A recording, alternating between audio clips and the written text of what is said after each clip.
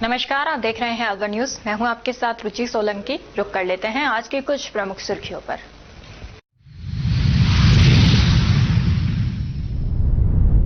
ADG Bansal पहुंचे Alwar, police line में parade निरीक्षण और अपराध नियंत्रण की समीक्षा बैठक ली।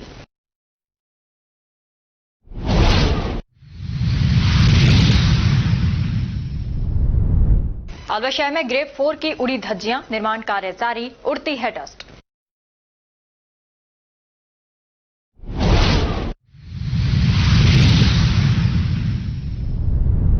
मिनी सचिवालय को बम से उड़ाने की मिली धमकी, मेल में कहा जल्द होगा धमाका।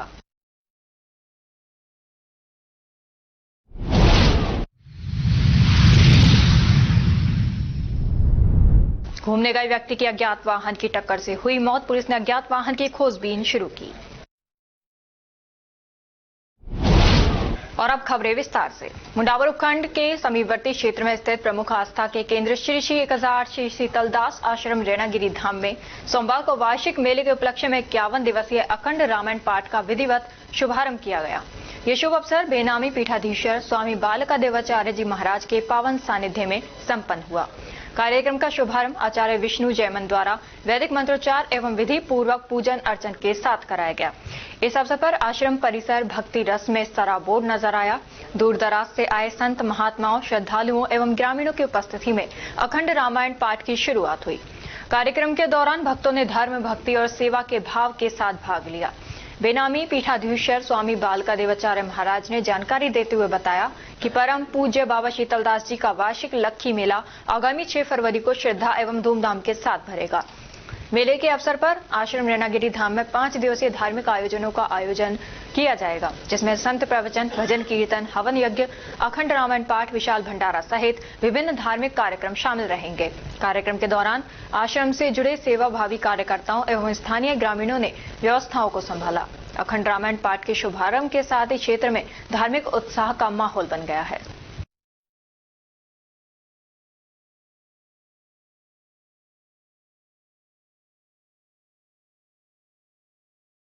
एनसीआर में लागू ग्रेप 4 की गाइडलाइन की अलवर शहर में धज्जियां उड़ रही हैं, लेकिन गाइडलाइन की मॉनिटरिंग करने वाले विभाग के अधिकारी बेखबर बने हुए हैं।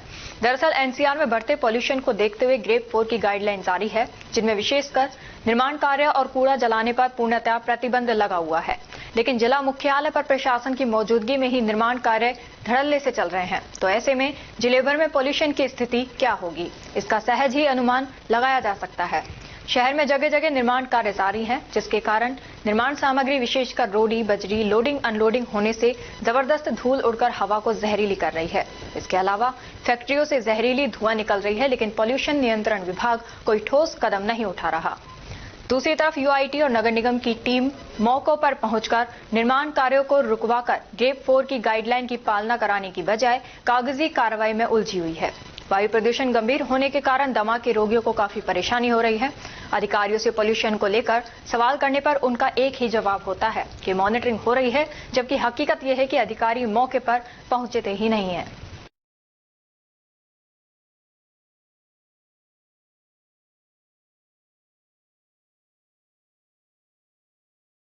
एडीजी कानून व्यवस्था विशाल बंसल 1 दिवसीय दौरे पर अलवर पहुंचे। इस दौरान उन्होंने अलवर पुलिस लाइन में परेड का निरीक्षण किया। निरीक्षण के दौरान एसएचओ परेड, हथियारों का प्रदर्शन, क्राइम सीन क्रिएशन कर तफ्तीश की प्रक्रिया तथा एफएसएल टीम द्वारा की जाने वाली जांच का लाइव प्रदर्शन भी किया गया। मीडिया से बातचीत में एडीजी विशाल बंसल ने बताया कि यह अलवर जिले का वार्षिक निरीक्षण है। उन्होंने कहा कि मौजूदा एसपी सुधीर चौधरी के नेतृत्व में अलवर पुलिस द्वारा की गई सख्त और सतत कार्रवाई से जिले में साइबर अपराध और गोकशी की घटनाओं में उल्लेखनीय गिरावट आई है। एडीजी ने कहा कि अपराधियों के खिलाफ लगातार की जा रही कार्रवाई से युवाओं के अपराध की दुनिया की ओर जाने पर भी प्रभावी अंकुश लगा है।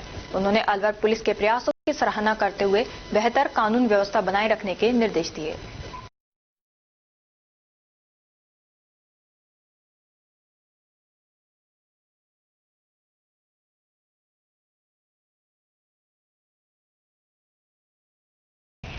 राजगढ़ बांदीकुई सड़क मार्ग पर स्थित गोट ग्राम में बिजली विभाग द्वारा प्रस्तावित 33 केवी विद्युत लाइन को गांव के बाहर से नहीं लेने जाने देने की मांग को लेकर ग्रामीणों का शांतिपूर्ण धरना प्रदर्शन मंगलवार को 8वें दिन भी जारी रहा। लेकिन बावजूद इसके अभी तक प्रशासन एवं संबंधित विभाग की ओर से कोई ठोस कार्रवाई नहीं किए जाने से ग्रामीणों में भारी रोष व्याप्त है। ग्रामीणों का कहना है कि उनका आंदोलन पूरी तरह शांतिपूर्ण और लोकतांत्रिक है, लेकिन प्रशासन की लगातार उदासीनता उन्हें कठोर कदम उठाने के लिए विवश कर रही है। उन्होंने जनहित और सुरक्षा को ध्यान में रखते हुए प्रशासन से शीघ्र हस्तक्षेप कर उचित निर्णय लेने की मांग की है। समस्त ग्रामीणों ने दोहराया कि जब तक उनकी मांगे पूरी नहीं होती तब तक आंदोलन जारी रहेगा। मिनी सचिवालय को एक बार फिर बम से उड़ाने की धमकी मिली है। मेल में लिखा है कि तमिल में पाकिस्तानियों का बदला जल्द हुआ, अलवर कलेक्टर ऑफिस में होगा धमाका। सूचना के बाद अलवर पुलिस की ओर से मिनी सचिवालय परिसर में सघन सर्च अभियान चलाया गया। बम धमाके की सूचना मिलने के दौरान एडीजी क्राइम विशाल बंसल ने क्राइम मीटिंग ली। इस दौरान जिला पुलिस के अधिकारी मिनी सचिवालय परिसर में मौजूद रहे। बैठक ले रहे हैं। जैसे कि आप सही बता रहे हैं कि पिछली लास्ट 2 बार मिनी सचिवालय को इसी प्रकार से बम से उड़ाने की धमकी भरा ईमेल हमारे जिला मजिस्ट्रेट की आधिकारिक ऑफिशियल आईडी पर प्राप्त हुआ था। आज पुनः सुबह 7:31 पर ये मेल जिला कार्यालय डिस्ट्रिक्ट मजिस्ट्रेट की आईडी पर प्राप्त हुआ है। और जिस प्रकार से लास्ट जो पिछले 2 बार से मेल के जो कंटेंट थे वो साउथ इंडिया तमिलनाडु से रिलेटेड थे, इस बार भी जो मेल के जो कंटेंट है वो तमिलनाडु से संबंध रखते हैं। उसमें अलवर जिले से संबंधित कोई भी तथ्य सामने नहीं आए हैं। फिर भी एहतियातन और सुरक्षा के तौर पर एसपी साहब को इसमें लिखा गया है। समस्त कर्मचारियों को भी इसमें अलर्ट कर दिया गया है और उनके जो एसपी साहब की तरफ से जो टीम है वो तलाशी इसमें कर रही है। क्या मैम इसका मेन हेडलाइन बनाया गया है, क्या उसमें जिक्र किए गए?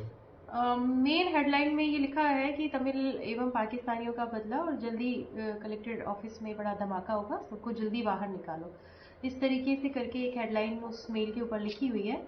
लेकिन जैसा कि मैंने बताया कि इस मेल के जो अधिकांश तथ्य हैं वो तमिलनाडु की पृष्ठभूमि, कुछ जर्नलिज्म और वहाँ के कुछ IAS ऑफिसर्स का नाम इसमें लिखा हुआ है। उनके जो फैक्ट है वो किसी प्रकार से राजस्थान या अलवर से जुड़े हुए नहीं है। अपन ने हायर एजेंसियों को इस बारे में जानकारी अभी आगे साझा की है? हायर एजेंसीज में हमने लास्ट टाइम भी एसपी साहब को लिखा था और जिला कार्यालय की तरफ से, राज्य की तरफ से जो संबंधित थाने में इसमें मुकदमा भी दर्ज कराया गया था और एसपी साहब की तरफ से भी पुलिस ने भी इसमें काफ़ी प्रयास किए, पर उसमें अभी उनकी तरफ से हमें कोई भी जो है इसमें रिपोर्ट प्रगति प्राप्त नहीं हुई है। और अब खबरों में वक्त हो चला है एक छोटे से ब्रेक का। ब्रेक के बाद जल्द लौटेंगे, तब तक आप बने रहिए अलवर न्यूज के साथ। पोथी कलम प्ले स्कूल, जी हाँ प्ले स्कूल, जहाँ से बच्चों के उज्जवल भविष्य की शुरुआत होती है, जहाँ पर न सिर्फ शिक्षा बल्कि संस्कारों के साथ साथ बच्चों के संपूर्ण विकास को बढ़ावा दिया जाता है, जहाँ बच्चों के छोटे मन को आकार देने के लिए कुछ प्ले ग्रुप एक्टिविटीज जैसे alphabets recognition, number recognition, oral counting, basic GK, drawing basic strokes, colouring, crafting, rhymes with action जैसे एक्टिविटीज बच्चों को करवाए जाते हैं, जहां एक्टिविटीज के साथ साथ बच्चों के खाने पीने से लेकर रेस्ट रूम तक की सभी सुविधाएं उपलब्ध हैं, जिन पर पूरी तरह ध्यान दिया जाता है। अपने बच्चों के सर्वांगीण विकास हेतु अभिभावक एक बार विजिट जरूर करें। Pothi Kalam play school, A10 Lakshmi Nagar, Alwar. Contact number 8690512287। Break के बाद आपका स्वागत है। बढ़ते हैं अगली खबर की ओर। अलवर जिले के टिब्बी क्षेत्र में प्रस्तावित एथेनॉल फैक्ट्री के विरोध में लेकर किसानों पर हुए पुलिस लाठीचार्ज और दर्ज मुकदमों के खिलाफ अखिल भारतीय किसान सभा ने कड़ा विरोध जताया है। संगठन की ओर से मुख्यमंत्री राजस्थान सरकार के नाम ज्ञापन भेजकर मामले में हस्तक्षेप की मांग की गई है। अखिल भारतीय किसान सभा ने मांग की है कि किसानों पर दर्ज सभी झूठे मुकदमे तत्काल वापस लिए जाएं और गिरफ्तार किसानों को बिना शर्त रिहा किया जाए। साथ ही आंदोलन के दौरान घायल हुए किसानों को उचित मुआवजा दिया जाए और पुलिस लाठीचार्ज के आदेश देने वाले अधिकारियों के खिलाफ जांच कर कार्रवाई की जाए। किसान सभा ने यह भी चेतावनी दी है कि यदि किसानों की मांगों पर शीघ्र सकारात्मक निर्णय नहीं लिया गया तो आंदोलन को और तेज किया जाएगा। संगठन ने राज्य सरकार से अपील की है कि किसानों के हितों की रक्षा करते हुए इथेनॉल फैक्ट्री में जुड़े पूरे मामले की निष्पक्ष समीक्षा कर समाधान निकाला जाए।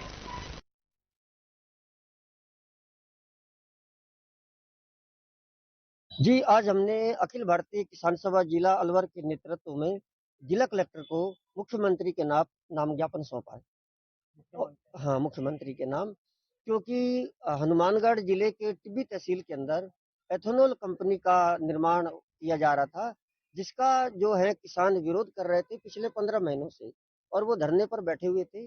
कई बार अधिकारियों से भी मिले, लेकिन उसका कोई समाधान नहीं हो पा रहा था। 10 दिसंबर से कुछ दिन पूर्व पुलिस ने क्या किया कि धक्का मुक्की करके उनके धरने को उखाड़ दिया और किसानों को वहां से हटा दिया और इधर कंपनी का निर्माण शुरू कर दिया। अतः 10 दिसंबर को किसानों ने महापंचायत रखी हुई थी, जहां पर बहुत सारे किसान इकट्ठे हुए और पुलिस आई और उसने लाठीचार्ज किया, जिसमें कई किसान घायल हो गए और कई किसानों को गिरफ्तार कर लिया गया, ताकि उनके ऊपर झूठे मुकदमे लगा दिए गए। हमारी मांग ये है कि शीघ्र वो झूठे जिन पर मुकदमे लगे हैं उन्हें वापस लिया जाए, किसानों को रिहा किया जाए और उन्हें उचित इलाज और मुआवजा दिया जाए। और यदि सरकार इस हमारी मांगों को पूरा नहीं करती है तो वो पूरे राजस्थान में और अलवर में भी किसानों के उग्र आंदोलन के लिए तैयार रहे। राजस्थान शिक्षक संघ द्वारा 2 दिवसीय प्रांतीय शैक्षिक सम्मेलन का आयोजन 19 एवं 20 सितंबर को अलवर मुख्यालय स्थित पल्लीवाल जैन महासभा भवन हसन खां मेवाती नगर में किया जाएगा। इस सम्मेलन में प्रदेश भर से शिक्षक, शिक्षाविद और संगठन पदाधिकारी भाग लेंगे तथा शिक्षा और शिक्षकों से जुड़े ज्वलंत मुद्दों पर गहन विचार विमर्श किया जाएगा। संघ द्वारा जारी प्रेस विज्ञप्ति के अनुसार सम्मेलन के मुख्य अतिथि केंद्रीय मंत्री भूपेंद्र यादव वन एवं पर्यावरण विभाग होंगे, जबकि कार्यक्रम की अध्यक्षता राजस्थान सरकार के कैबिनेट मंत्री संजय शर्मा वन एवं पर्यावरण विभाग करेंगे। कार्यक्रम में अलवर जिले के प्रमुख जनप्रतिनिधियों की भी उपस्थिति रहेगी।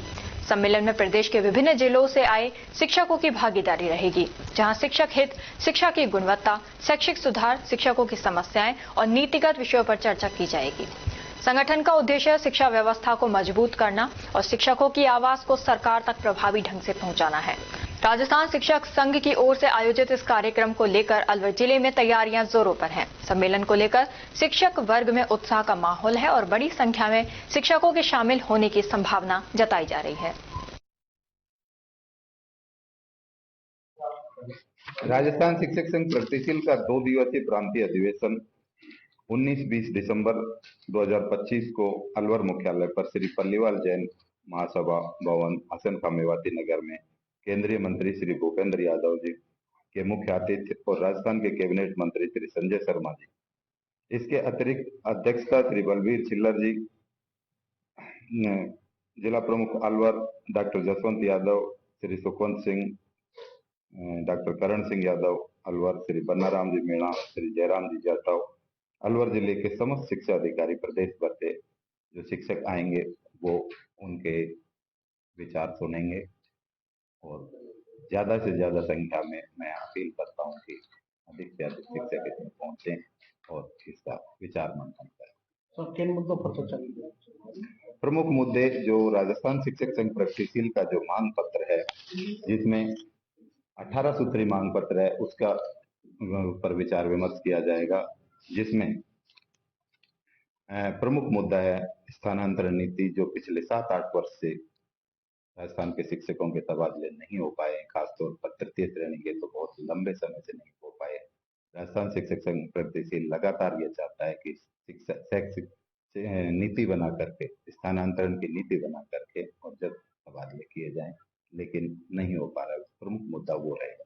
इसके अतिरिक्त पुरानी पेंशन योजना को यथावत रखना, आरटी के अनुसार जो गैर शैक्षणिक कार्य नहीं करवाने चाहिए वो कार्य भी शिक्षकों से करवाए जा रहे हैं, जिससे शिक्षा का कार्यक्रम बाधित रहता है। तो ये प्रमुख मुद्दे रहेंगे। इसके अतिरिक्त अभी तक जो डीपीसी है, तृतीय श्रेणी की डीपीसी को 5 वर्ष हो गए और अन्य डीपीसीयां भी लगातार लंबित चल रही हैं। उनका विधिवत रूप से सही ढंग से समय पर डीपीसी का कार्य पूरा नहीं हो रहा है, वो प्रमुख मुद्दे रहेंगे।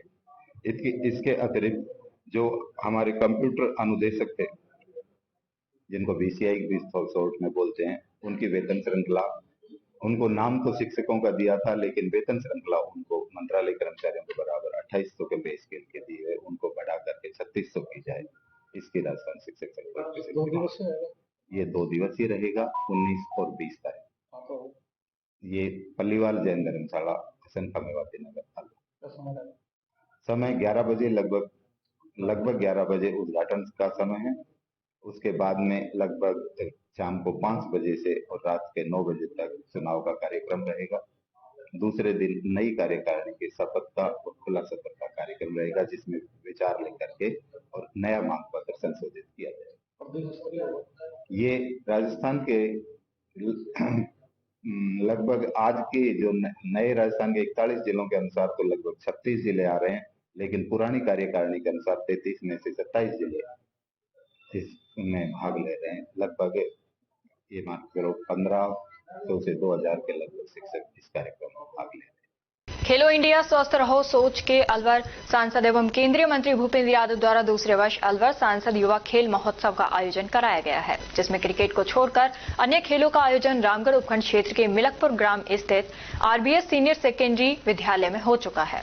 17 दिसंबर से रामगढ़ उपखंड क्षेत्र के कस्बा लावड़ा के पीएमसी सीनियर सेकेंडरी विद्यालय के खेल मैदान पर विधानसभा क्षेत्र की क्रिकेट प्रतियोगिताओं का आयोजन अलवर सांसद एवं केंद्रीय वन एवं पर्यावरण मंत्री भूपेंद्र यादव के सानिध्य में शुरू होने जा रहा है। इसमें रामगढ़ विधानसभा क्षेत्र की अनेक टीमें भाग लेंगी। क्रिकेट प्रतियोगिताओं की तैयारियों को लेकर 16 दिसंबर को खेल मैदान का समतलीकरण और सफाई और खेल मैदान के मेन गेट का निर्माण कार्य जोर शोर से चल रहा है, जिसकी देखभाल के लिए जिला पार्षद गगनदीप सिंह अपनी पूरी जिम्मेदारी निभा रहे हैं। तैयारियों को लेकर खेल मैदान का निरीक्षण करने उपखंड अधिकारी बाबूलाल बैरवा भी पहुंचे।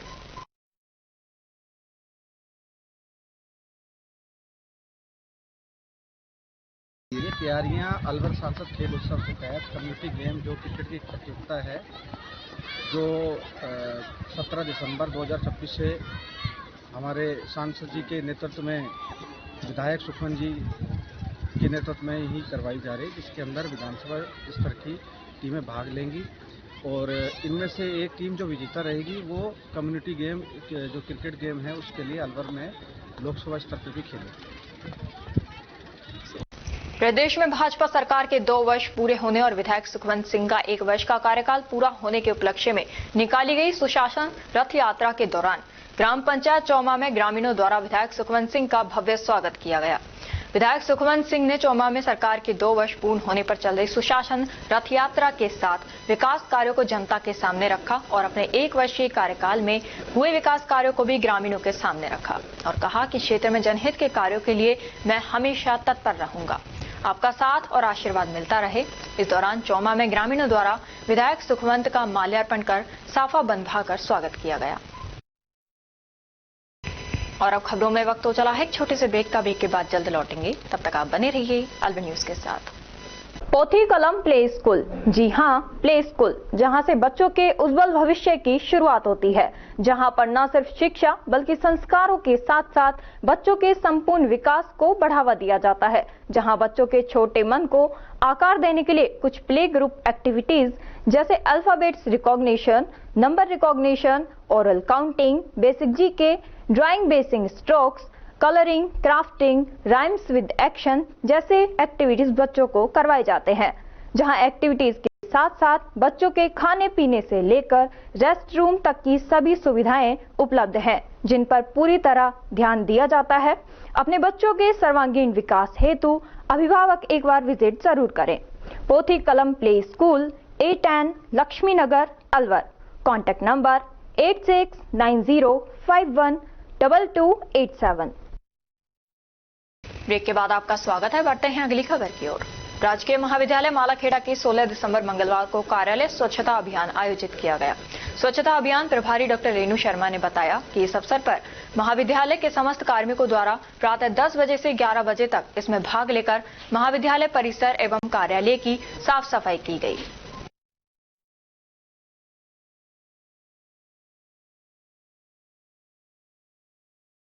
थानागाजी क्षेत्र के मानकोट ग्राम में प्रातः घूमने का युवक को अज्ञात वाहन ने टक्कर मार दी, जिससे उसकी घटनास्थल पर ही मौत हो गई। मानकोट गांव का रहने वाला राम अवतार प्रातः करीब 5 बजे नारायणपुर मार्ग पर घूमने गया था। सड़क मार्ग पर पैदल चलते हुए राम अवतार को अज्ञात वाहन ने टक्कर मार दी। प्रातः सड़क के समीप झाड़ियों में पड़े शव को देखकर ग्रामीणों ने थानागाजी पुलिस थाने में शव के पड़े होने की सूचना दी। सूचना मिलने पर पुलिस ने मौके पर जाकर शव की शिनाख्त कराई, जिसकी राम अवतार निवासी मानकोट के रूप में पहचान हुई। पुलिस ने शव का पोस्टमार्टम करा, परिजनों को सौंपकर अज्ञात वाहन चालक के विरुद्ध मुकदमा दर्ज कर तलाश शुरू कर दी है। हाँ, आज सूचना मिली कोई एक्सीडेंट हो गया है, कोई डेड बॉडी पड़ी है। इतला पे गए, वहाँ जानकारी की तो रोड के किनारे एक व्यक्ति पड़ा मिला और रोड पे जो है शीशे विशे टूटे पड़े मिले हैं। लोगों को जानकारी की गई, उसका नाम जो है रामताल सन पप्पू बलाई 34 साल निवासी हिसला का है। डेड बॉडी को लाकर पिया मुर्दाघर रखवा दिया, पोस्टमार्टम पर्चा कार्रवाई करवाई जाएगी। राजस्थान स्कूल शिक्षा परिषद की तरफ से पहली बार राज्य स्तरीय प्रबल कार्यक्रम के अंतर्गत विधानसभा में मॉक विधानसभा सत्र का आयोजन हुआ, जिसमें प्रदेश के अन्य जिलों से आए विद्यार्थियों के साथ ही कस्बा अलावड़ा के विनीत राज शर्मा व जिले के कशिश अरोड़ा, दीपक कुमार, अनुष्का बाई सहित 4 विद्यार्थियों ने भाग लिया। विधानसभा में हुई मॉक डिबेट का प्रदेश के सभी सरकारी विद्यालयों में लाइव प्रसारण दिखाया गया। कस्बा अलावड़ा के सीनियर सेकेंडरी विद्यालय में विद्यालय के सभी अध्यापकों और विद्यार्थियों ने भी लाइव प्रसारण को देखा। राजस्थान के मुख्यमंत्री भजनलाल शर्मा के जन्मदिवस और भाजपा सरकार के गौरवपूर्ण 2 वर्ष पूरे होने के अवसर पर कल किशनगढ़ बास हॉस्पिटल में आरोग्य चिकित्सा शिविर का शुभारंभ भाजपा राष्ट्रीय परिषद सदस्य व पूर्व विधायक रामहेत सिंह यादव ने फीता काटकर किया।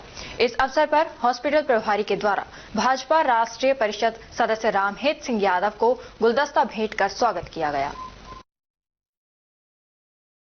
और अब खबरों में वक्त हो चला है एक छोटे से ब्रेक का। ब्रेक के बाद जल्द लौटेंगे, तब तक आप बने रहिए अलवर न्यूज के साथ। पोथी कलम प्ले स्कूल, जी हां, प्ले स्कूल, जहां से बच्चों के उज्जवल भविष्य की शुरुआत होती है, जहां पर न सिर्फ शिक्षा बल्कि संस्कारों के साथ साथ बच्चों के संपूर्ण विकास को बढ़ावा दिया जाता है, जहां बच्चों के छोटे मन को आकार देने के लिए कुछ प्ले ग्रुप एक्टिविटीज जैसे alphabets recognition, number recognition, oral counting, basic GK, drawing basic strokes, colouring, crafting, rhymes with action जैसे एक्टिविटीज बच्चों को करवाए जाते हैं, जहां एक्टिविटीज के साथ साथ बच्चों के खाने पीने से लेकर रेस्ट रूम तक की सभी सुविधाएं उपलब्ध हैं, जिन पर पूरी तरह ध्यान दिया जाता है। अपने बच्चों के सर्वांगीण विकास हेतु अभिभावक एक बार विजिट जरूर करें। Pothi Kalam play school, A10 Lakshmi Nagar, Alwar. Contact number 8690512287। Break के बाद आपका स्वागत है। बढ़ते हैं अगली खबर की ओर। दिल्ली एनसीआर में बढ़ते वायु प्रदूषण को देखते हुए ग्रेप 4 लागू किया गया है। इसके तहत धूल और प्रदूषण फैलाने वाले सभी प्रकार के निर्माण कार्यों पर पूर्ण प्रतिबंध लगाया गया है। इसके बावजूद भिवाड़ी में हालात चिंताजनक बने हुए हैं। उद्योगों पर रोक और कड़े दिशा निर्देशों के बाद भी शहर की हवा लगातार गंभीर श्रेणी में दर्ज की जा रही है, जो आमजन के स्वास्थ्य के लिए बड़ा खतरा है। सोमवार को मटीला से गोधान जाने वाले मार्ग पर नियमों की खुली अनदेखी देखने को मिली। यहाँ एक निजी स्कूल का भवन निर्माण कार्य चल रहा था, वहीं पास ही एक अन्य भवन का निर्माण भी जारी था। निर्माण कार्य रोकने के लिए किसी तरह की प्रशासनिक सख्ती नजर आई।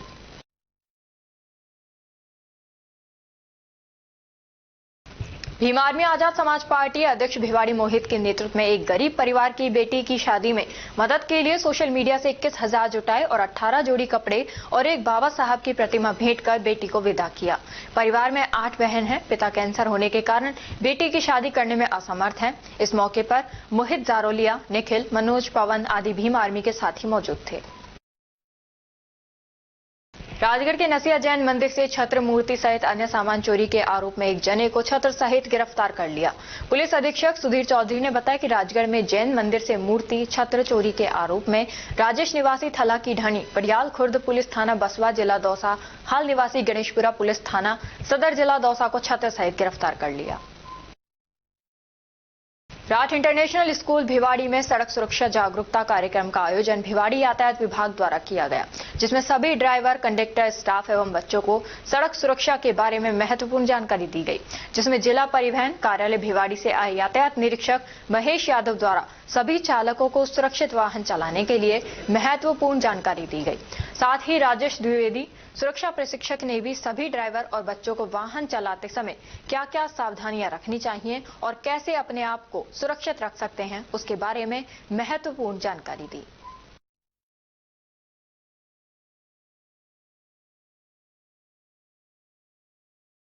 भिवाड़ी औद्योगिक मुद्दों पर बीआईआईए प्रतिनिधि मंडल ने अध्यक्ष प्रवीण लांबा के नेतृत्व में नई दिल्ली में भूपेंद्र यादव, सांसद एवं केंद्रीय मंत्री, पर्यावरण, वन एवं जलवायु परिवर्तन मंत्रालय, भारत सरकार से उनके आवास पर भेंट कर भिवाड़ी, टपुकड़ा, चौपानकी एवं आसपास के औद्योगिक क्षेत्रों से जुड़े अनेक महत्वपूर्ण औद्योगिक, पर्यावरणीय एवं नागरिक विषयों पर विस्तृत प्रतिवेदन सौंपा। बैठक सौहार्दपूर्ण वातावरण में हुई, जिसमें सभी मुद्दों पर गंभीरता से विचार विमर्श किया गया।